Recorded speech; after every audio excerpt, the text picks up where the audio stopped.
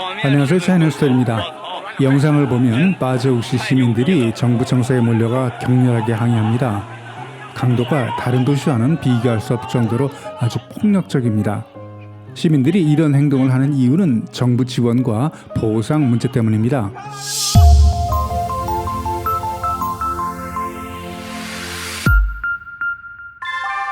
태풍 독수리가 중국을 남북으로 관통하면서 일주일간 베이징과 허베이성은 심각한 피해를 보았습니다. 베이징 샹핑구의 경우 140년 만에 최대 폭우라는 744.8mm나 쏟아졌고, 이번 폭우로 27명이 숨지고 58명이 실종됐다고 합니다.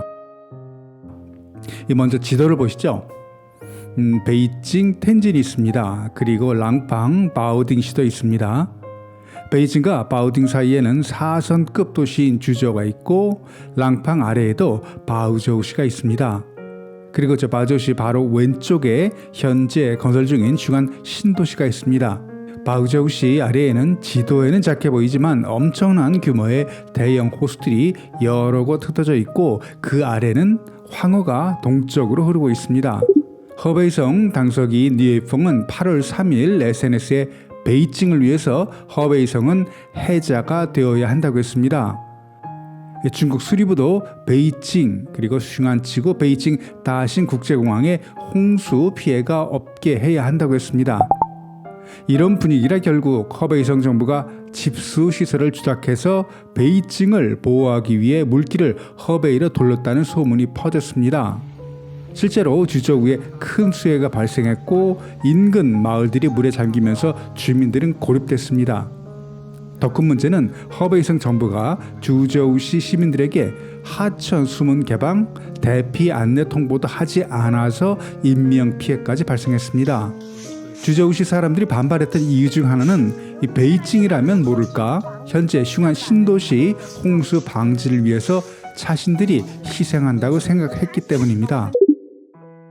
중국판 세종시인 슝안지구는 이 베이징의 행정 기능을 담당하기 위해서 추진된 시진핑 주석의 야심의 참 프로젝트로 베이징 남서쪽 100km 거리에 서울 면적의 3배인 1770평방킬로미터 땅에 2017년부터 건설 중인 신도시입니다. 베이징에 140여 개의 정부기관이 이전 예정입니다.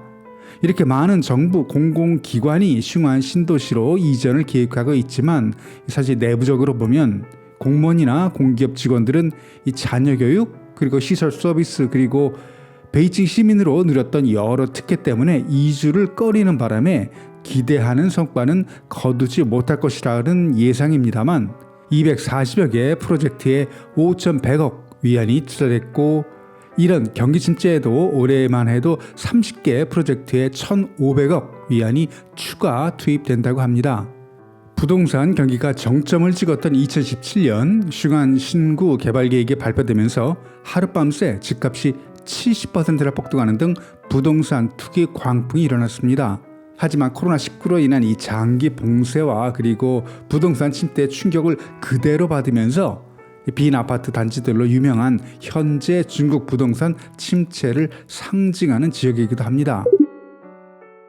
슝안 신도시에 인접한 인구 70만의 바오저우시도 이번 홍수 피해로 수만 명의 이재민이 발생했습니다.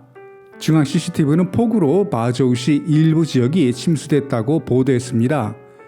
이 영상을 보면 바오저우시 시민들이 정부 청사에 몰려가 격렬하게 항의하는데요. 이 강도가 다른 도시와는 비교할 수 없을 정도로 폭력적입니다. 바오저우 시민들이 이런 행동을 하게 된 이유는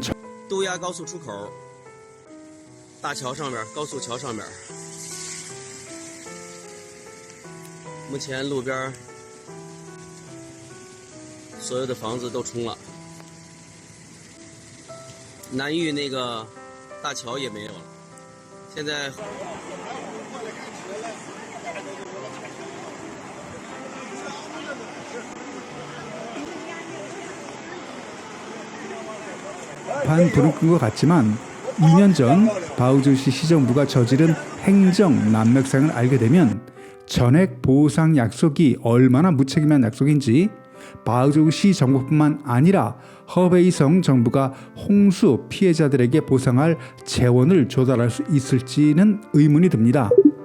현급 도시인 바우저우시가 오명을 떠치게 된 계기는 재정 적자를 해결하기 위해 지방정부가 조직 폭력배들이나 하는 이 폭력적인 방법으로 2달간 6,118만 위안을 강제 불법 징수했기 때문입니다.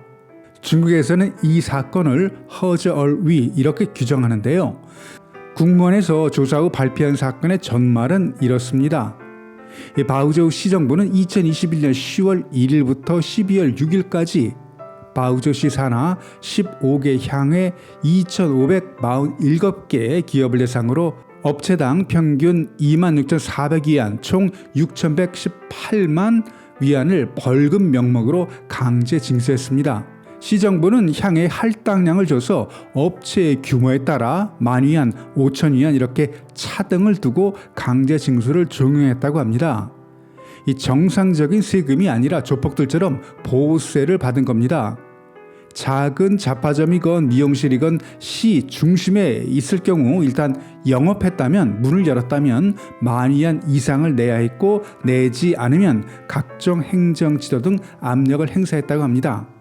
바우저우 시정부가 이런 극단적인 행정 조치를 취했던 이유는 재정 수입원이 붕괴됐기 때문입니다. 첨단 산업 유치 프로젝트를 진행하면서 친환경 도시, 철강 없는 도시 건설이라는 목표에 부응하기 위해서 환경오염 문제가 심했던 진진 그리고 신리 두 제철소를 예정보다 2년 빠르게 타 도시로 이전시키면서 바우저우시 지방세 상당 부분을 책임졌던 기업들이 사라지면서 세수 결손 사태가 벌어졌습니다. 하지만 결정타는 토지 매매로 발생하는 국세로 2021년 원래 계획은 54억 8,900만 위안이었지만 실제 거두어들인 세금은 6억 2,400만 위안, 목표 세수의 15% 정도로 급감했습니다. 코로나 영향도 있지만 결국은 부동산 침체 때문에 벌어진 일입니다. 국무원 방공청은 조사 결과를 발표하면서 바우저우시 상급 행정기관인 랑팡시의 경고 조치, 바우저우시의 당서기는 경고, 부서기와 시장은 파면, 재정국장은 강등 조치, 실제 행정 업무를 담당한 31명에 대해서는 재교육을 지시했습니다.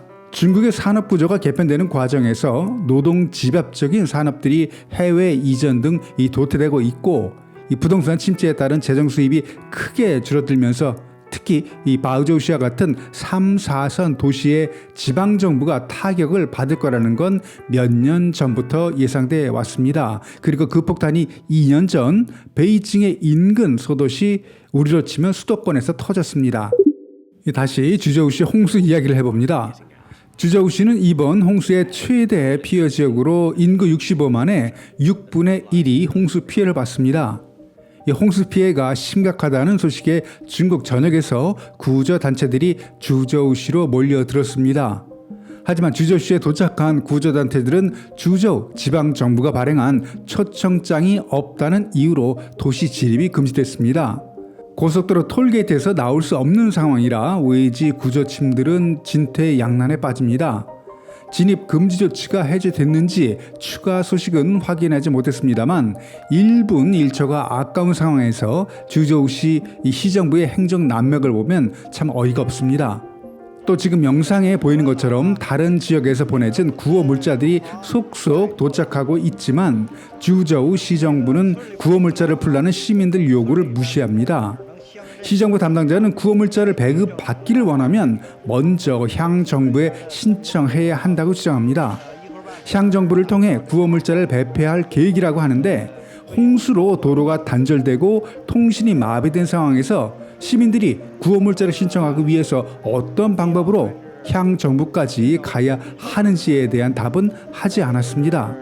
이곳을 취재한 지방지 기자는 주저우시 이재민 5,000명이 먹을 음식이 없다고 도움을 요청하는 상황에서 지방 관리들의 이런 무책임한 행동에 구역질이 난다고 했습니다. 주저우시 지원에 나섰던 지원봉사 구조대의 70%도 3일 만에 철수했다고 합니다.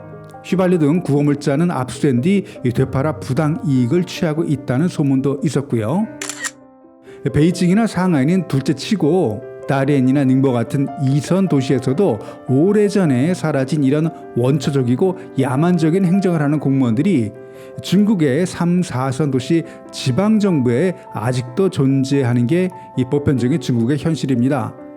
그만큼 중국에서는 도시와 농촌, 대도시와 소도시 간의 삶의 질 차이가 심하고 중국이 한 단계 더 실질적인 도약을 하기 위해서는 도시화가 반드시 필요합니다.